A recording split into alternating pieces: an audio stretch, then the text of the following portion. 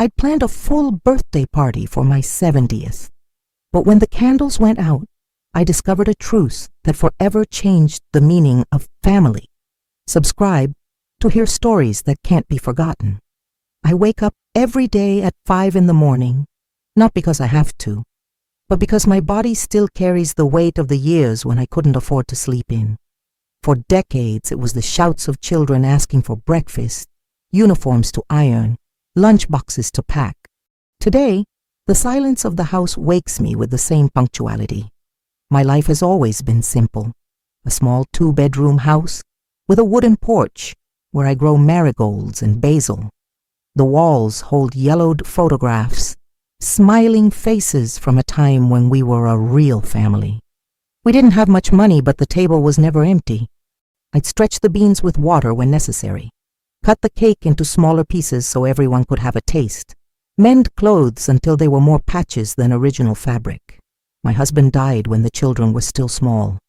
I remember holding my daughter's trembling hands at the funeral, her 9-year-old self trying to understand why her father wasn't waking up anymore. My son, just 7, asked when we could pick Dad up from heaven. I had no answers, only arms to hold them and the certainty that I'd have to be father and mother at the same time. I worked as a laundress, a seamstress, a cleaner. My hands became rough, calloused, but they never stopped stroking my children's hair at bedtime. I saved every penny so they could study. When my daughter wanted to take English classes, I sold the jewelry I inherited from my mother. When my son needed books for college, I went months without buying new meat. They grew up. My daughter became a lawyer, married a doctor, moved to the capital. My son became an engineer, built his own company, bought a house in an upscale neighborhood. I stayed in the same house, but now it seemed even smaller, echoing with the emptiness of their absence. The visits became fewer and farther between.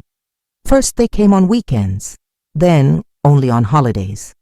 Finally only on Christmas and my birthday, until they stopped coming altogether. I look at the photographs on the wall and see faces that no longer recognize mine. My grandchildren grew up without knowing the smell of my cakes, without hearing the stories I told at bedtime, without knowing that the grandmother they have is the same woman who worked tirelessly so their parents could have a better future. Today, on the eve of my 70th birthday, I sit on the porch and wonder if the love I gave got lost along the way, if the sacrifices I made have become just a blurry memory of a time they prefer to forget. 2 weeks before my birthday, I went downtown to buy ingredients for the cake. I was walking down the main street when I saw her. My daughter, elegant in a navy blue dress, her hair cut in a modern style I didn't recognize. She was coming out of an expensive store, shopping bags in hand, talking on the phone. My heart skipped a beat. I hadn't seen her in person for 2 years. For a moment I hesitated. Would it be appropriate to approach her? She seemed so different, so far removed from the world I live in. But a mother's love spoke louder. I approached slowly, waiting for her to finish her call. "Honey?" I called softly. She turned, her face showing surprise and something that seemed like embarrassment. "Mom? What are you doing here?" The question hit me like a slap, as if I had no right to be on those streets, in that part of town that was also mine. "I came to buy a few things. How are you, my dear?" I tried to hug her, but she pulled away discreetly, looking around as if afraid someone would see us together. "I'm fine, Mom. In a hurry, actually. I have an important appointment." "Oh." The disappointment must have shown in my voice. "Well, I just wanted to invite you. I'm turning 70 next week. I thought we could—" "70 already?" She interrupted me, checking the expensive watch on her wrist. Time really flies. "Look, Mom, I'll try. But it's been a really hectic period at the office. Important cases, you know how it is." No, I didn't know how it was. I never had important cases, offices, or expensive watches. But I nodded, pretending to understand. "Of course, dear. Only if you can. You know your presence would be the best gift." She forced a smile, already moving away. "I'll call you later, okay? Take care." And she left, leaving me standing on the sidewalk, holding my bag with simple ingredients, feeling smaller than ever. An old woman in worn clothes, invisible in the golden world my daughter now inhabited. I walked to the bus stop with a weight in my chest. On the way back, I imagined what it would be like to explain to her that I still live in the same house, that I still sleep in the same bed where she was born, that I still keep the drawings she made in elementary school. When I got home, I called my son. The phone rang and went to voicemail. I tried again an hour later. Same thing. In the evening, he returned my call. "Hi, Mom. Saw you called. Everything okay?" "Yes, son. I just wanted to invite you to my birthday. I'm turning 70. There was a long pause. "Oh, yeah. Look, Mom, it might be complicated. We're closing a big deal, and you know I can't leave clients waiting. But I'll send a gift. How about that?" A gift. As if my presence were a matter of convenience, of schedule, of important contracts. "No gift needed, son. I just wanted you here with me." "We'll see, Mom. I have to go now. Love you." And he hung up, leaving me with the silent phone in my hands and the growing certainty that my birthday would be mine alone. In the following days, I tried calling a few more times. My daughter never answered directly, always calling back hours later with elaborate excuses about meetings, work trips, unavoidable commitments. My son would respond with short messages. "Talk later. I'm in a meeting. I'll call you back." But he never did. I decided then to go to my daughter's house. I took 2 buses, traveled almost 2 hours to reach the gated community where she lives. The doorman looked at me with suspicion when I said I was the mother of a resident. I had to show identification, wait for him to call to confirm, sign a registration as if I were a stranger. Her house was imposing. Perfect garden, imported cars in the garage, a life I never imagined my daughter could have. She answered the door wearing a silk robe, evident surprise on her face. "Mom? But what are you doing here? How did you get into the community?" "The doorman registered me. Can I come in?" She hesitated, looking over my shoulder as if checking if anyone had seen me arrive. "Of course. Come in." "Sorry, you really caught me off guard." The house was cold inside, all decorated in neutral tones, with furniture that looked like it had never been used. On the walls, expensive abstract paintings, but no photos of us, no memories of the family we once were. "What a beautiful house, honey. It must have cost a fortune." "Oh, yes, Mark made a good investment. Would you like some coffee?" "Water." I accepted the coffee, hoping we could talk like we used to. But she remained distant, restless, constantly checking her phone. "Honey, about my birthday." "Mom, I wanted to talk about that." She interrupted me, sitting at the table but keeping her physical distance. "It's been a very complicated time. Mark is running for partner at the firm. I have important cases, and you know how these social things are delicate." "Social things?" "Well, it's just that the people in our circle, they don't know much about our history, about how things used to be." Her words fell on me like icy rain. I understood perfectly what she was saying. I was an embarrassment. My simple life, my modest home, my history as a laundress and seamstress didn't fit the image she had built. "I understand," I murmured, though my heart was breaking. "You're ashamed of me." "It's not shame, Mom, it's just that things are complicated. You wouldn't understand." I stood up slowly, leaving my half-finished cup of coffee. My daughter didn't try to stop me, didn't apologize, didn't deny what she had just revealed. "I understand more than you think, honey. I understand that the woman who raised you, who sold her jewelry to pay for your English course, who worked day and night so you could study, is now no longer suitable for the world you've built." She lowered her eyes, but said nothing. "Don't worry. I won't show up at your birthday or anywhere else where I might embarrass you." I left her house with the dignity I had left, but my heart was shattered into pieces. On the way back, I cried all the tears I'd held back for years.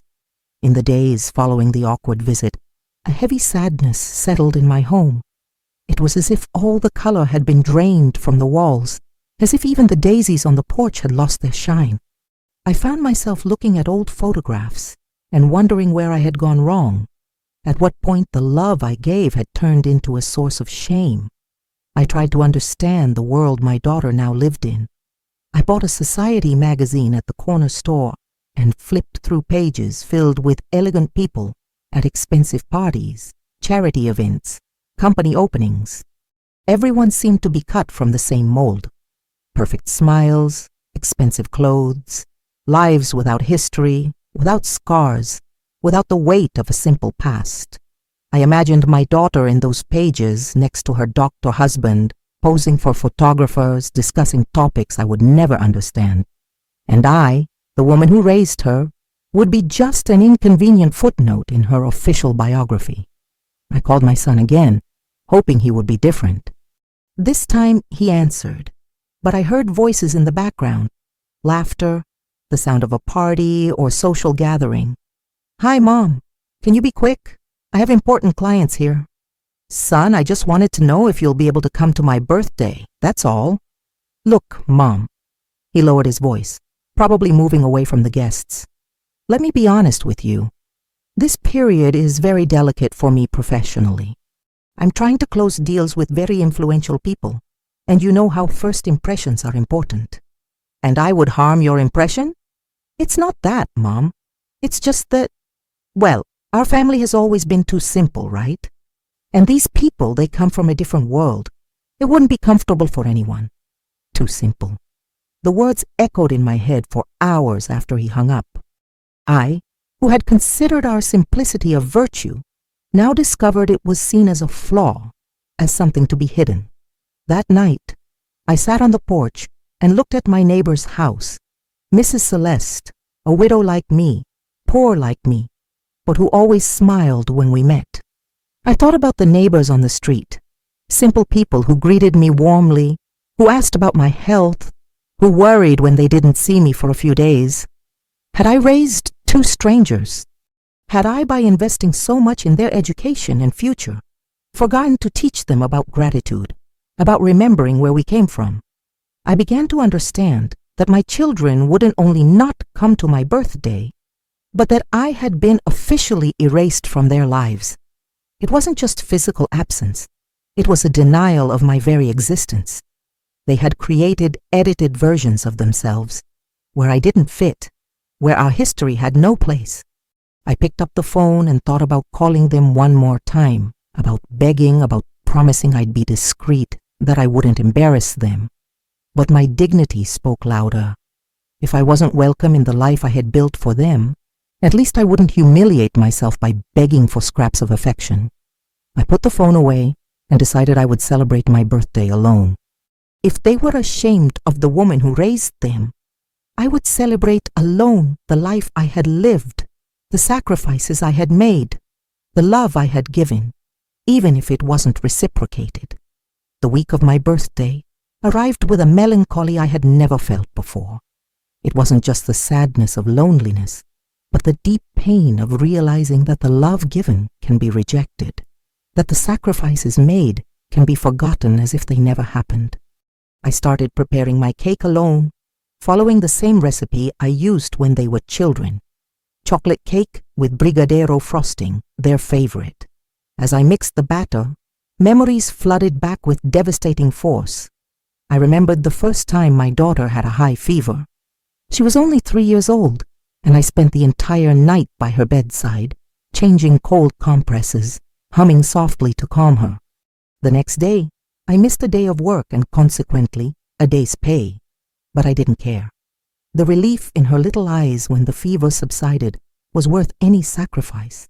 My son was different, always more reserved. When he had nightmares, he wouldn't scream or call out. He would simply appear by my bed, silently, waiting for me to notice his presence. I would welcome him without question, and he would sleep nestled against me, small and vulnerable, trusting that I would protect him from all the monsters in the world. Do they remember this?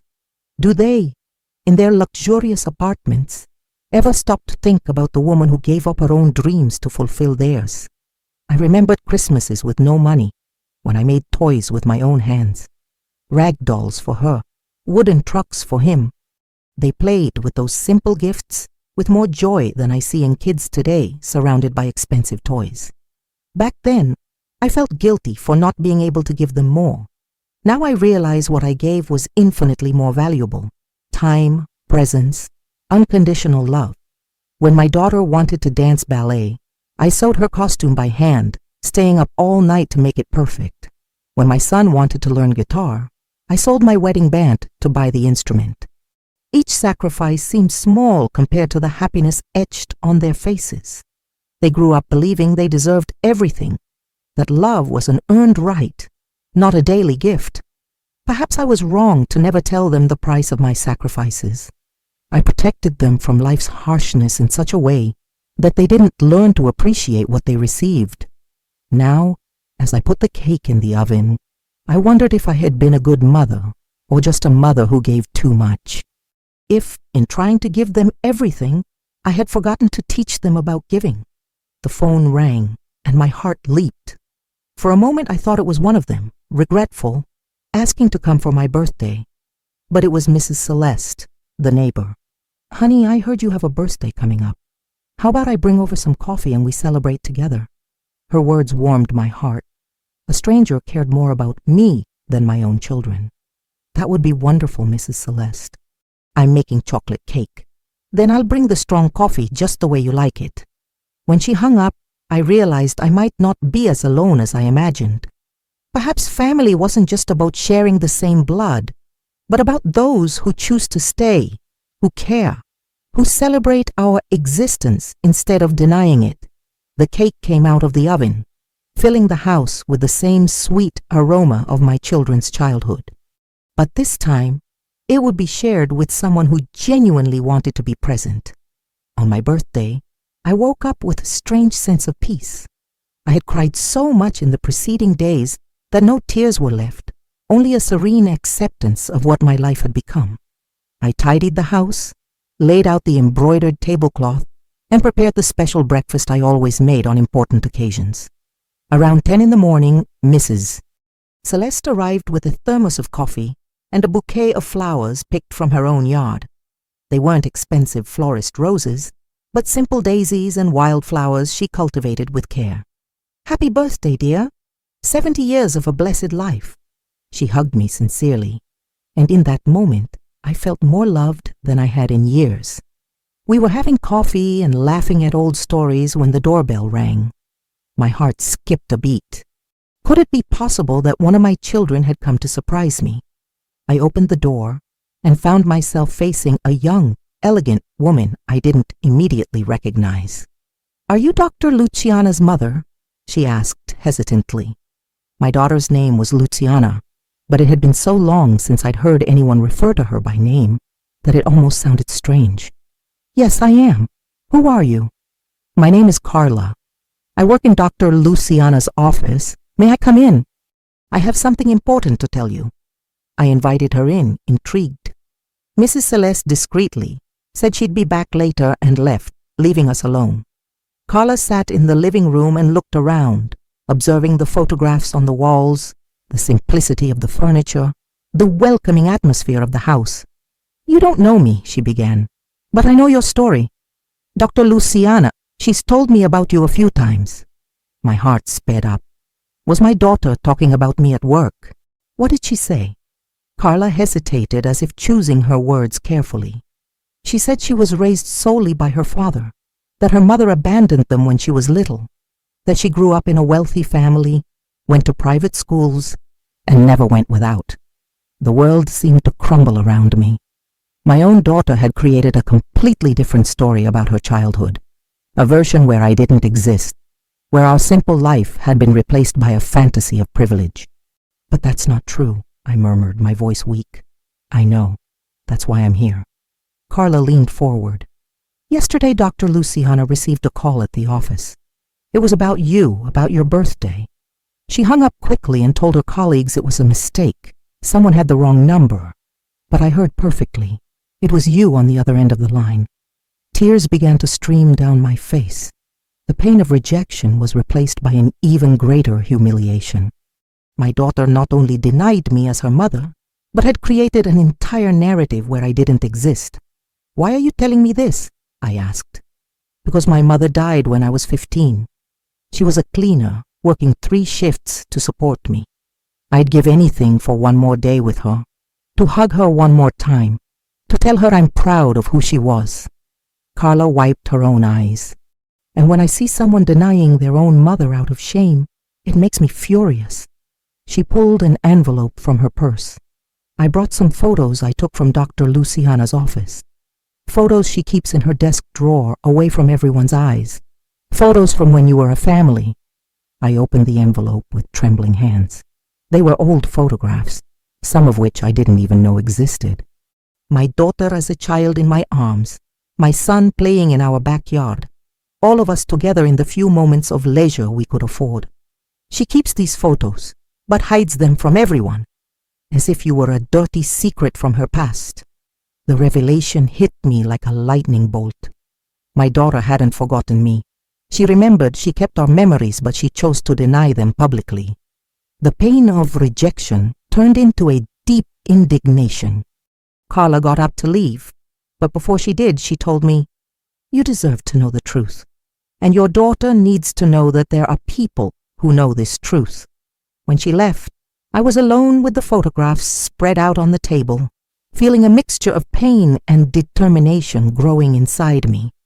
After Carla left, I spent hours looking at the photographs.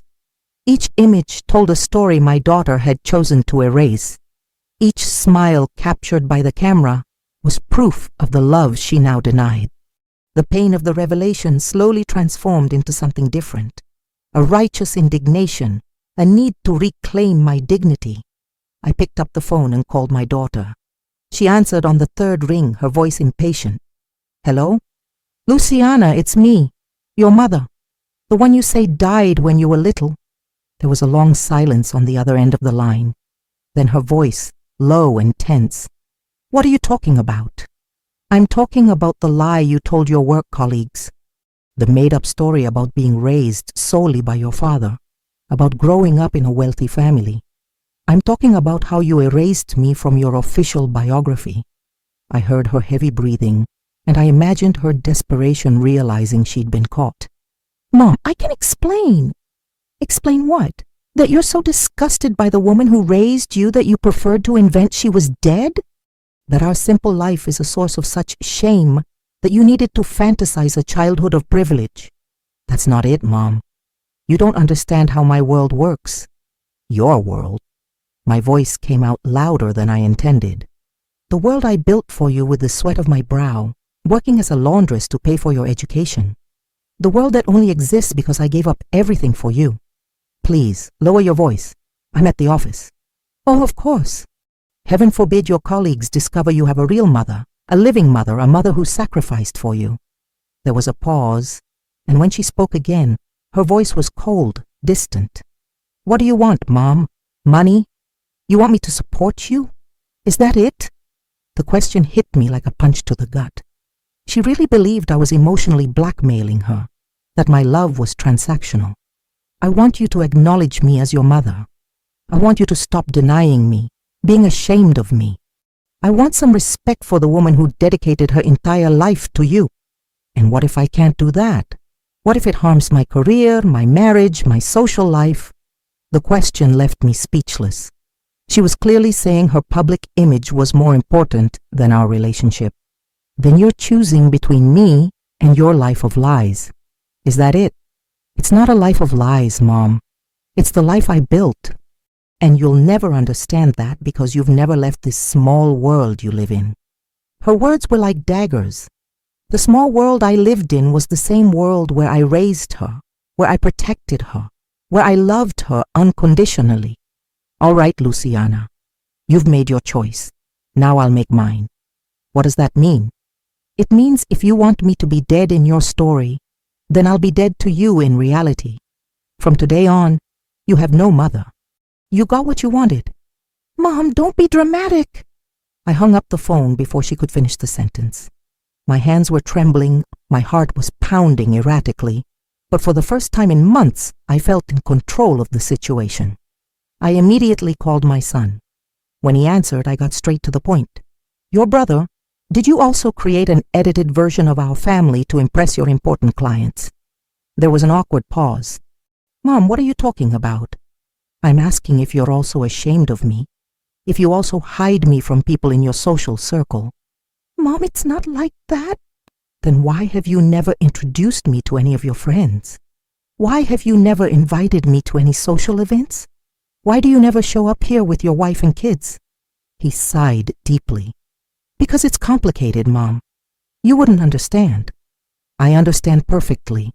I understand that both of you are ashamed of me, that the woman who raised you no longer fits the lives you've built. I hung up without waiting for a response and sat on the porch, looking at the photographs Carla had brought. It was the end.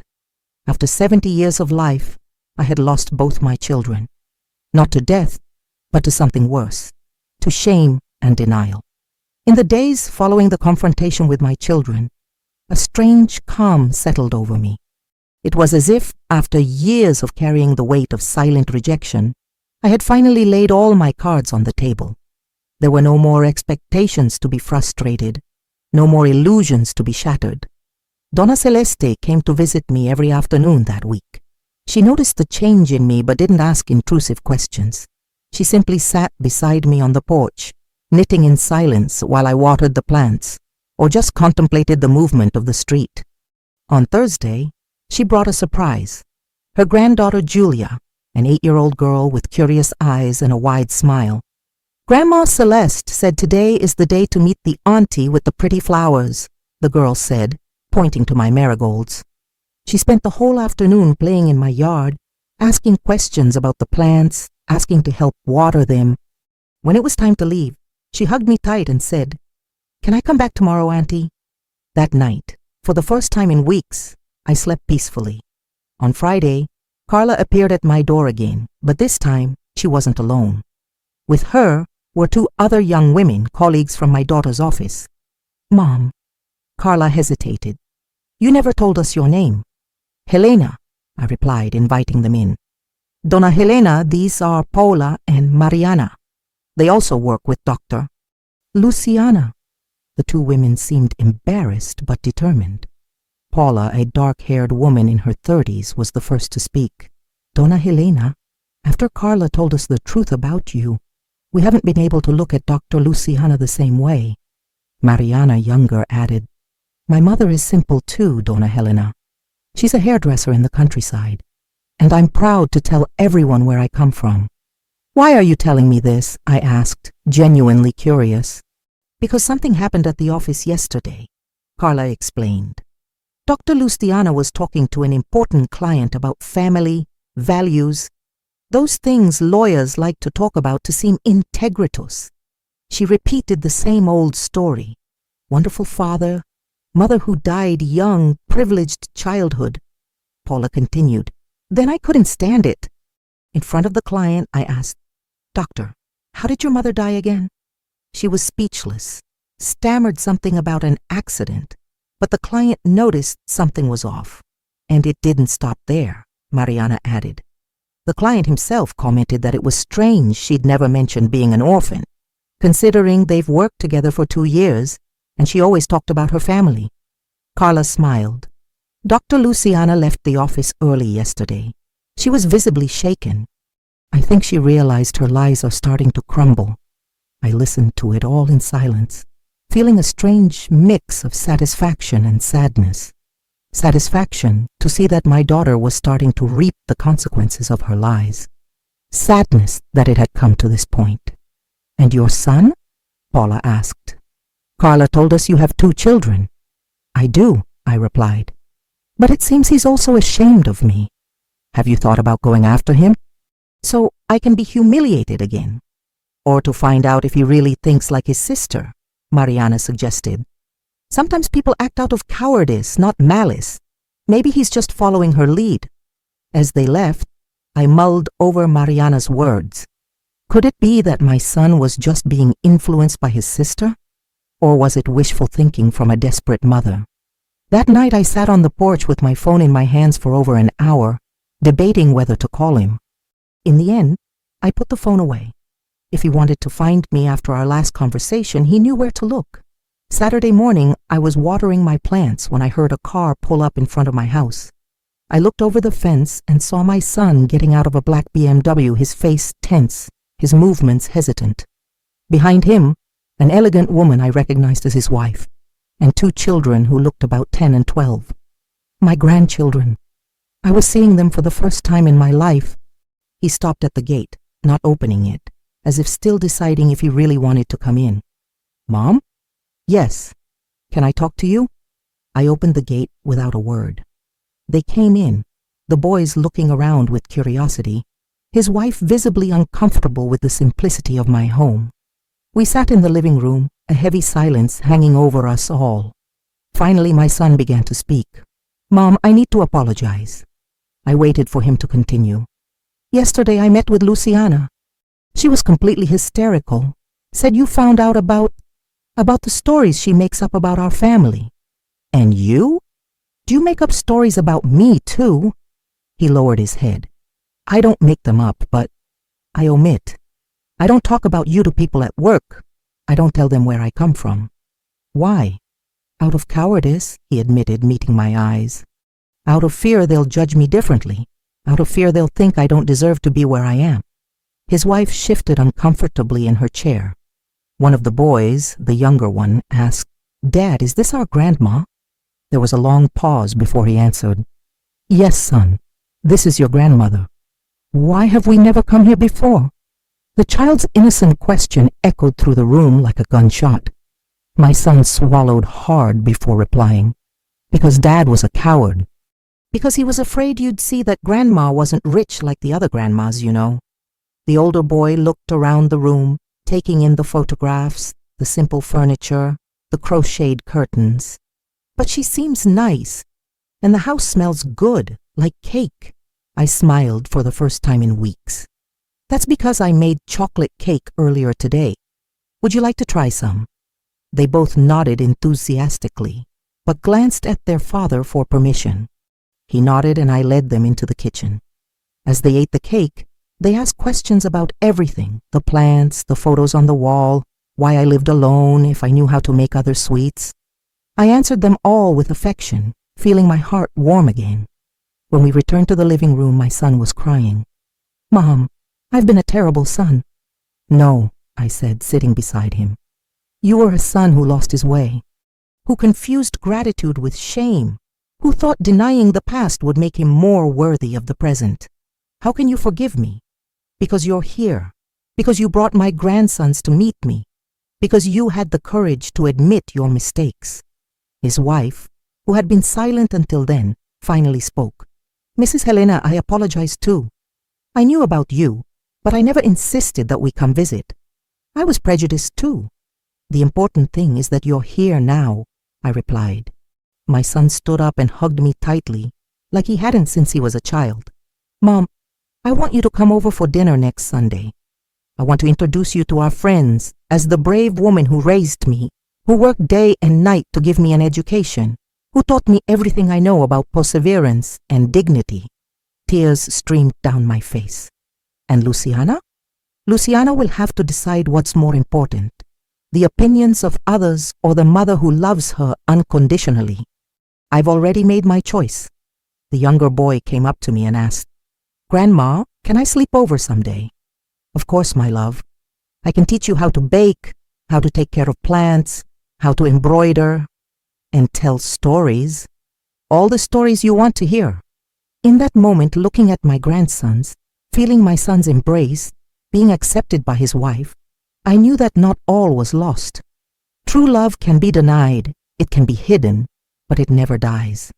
It simply waits for the right moment to re-emerge and illuminate the hearts that have allowed themselves to be darkened. 3 months have passed since that transformative Saturday. My home, which for so long echoed with the silence of loneliness, now vibrates with life again. My grandchildren visit me every weekend. They've learned to make my chocolate cake, help tend the garden, and sit on the porch to hear their family stories. Stories that were once shameful secrets and are now a source of pride. My son kept his promise. He took me to dinner at his house, introducing me to his friends as the woman who raised him alone after his father's death, who worked as a laundress and seamstress to pay for his studies. Some were genuinely impressed by my story of overcoming adversity. Others perhaps judged in silence. But that no longer matters to me. I've learned that we cannot control the judgment of others, only our own dignity. Luciana still hasn't appeared. I know through my son that she is going through a difficult period. The lies she told at the office have started to unravel. Colleagues are asking questions. Clients are commenting on inconsistencies in her stories. She's woven a web of deceit that now threatens her own career. Part of me feels sadness for her. Part of me feels it's the fair price for the lies. But the biggest part of me still loves her and hopes that one day she'll find the courage to return. Donna Celeste continues to be my daily companion. Her granddaughter Julia calls me Grandma Helena and brings other neighborhood children to play in my yard. I've discovered I can be a grandmother in spirit to many children beyond my biological grandchildren. Carla has also become a frequent visitor. She says my story has inspired her to value her own mother's memory even more. She and her colleagues continue to be silent witnesses to Luciana's charade, not out of malice, but because truth has its own force that cannot be contained forever. Last week, something interesting happened. I was at the bakery when a woman recognized me. "Aren't you Dr. Luciana's mother?" My heart froze. "Did she hear my daughter's lies?" I replied, bracing myself for another awkward moment. "You must be so proud of her. Such a respected lawyer coming from such a modest background. It must have been a lot of work raising her alone." I learned that true love doesn't demand a return, but deserves respect. I learned that we can give our all without losing ourselves in the process. I learned that dignity doesn't depend on others' recognition, but on our own awareness of who we are. If Luciana ever comes back, she'll be welcome. If she doesn't, I'll keep living fully, surrounded by those who chose to stay. Because family isn't just who gave us birth or who we gave birth to. Family is whoever chooses to remain, whoever celebrates our existence instead of denying it, whoever honors our story instead of rewriting it. My 70th birthday cake wasn't in vain. It taught me that even when no one comes to blow out our candles, we can learn to celebrate our own light and discover that this light is strong enough to illuminate not only our lives, but also the lives of those who have the wisdom to approach our glow. The love a mother gives is never lost. It transforms, finds new paths, touches other hearts, and in the end, it always comes home, always finds its place of honor, always proves that resisting with dignity is worth more than any surrender. Today I know it's not the candles that make the birthday special. It's the love that burns within us, even when the wind of ingratitude tries to blow it out.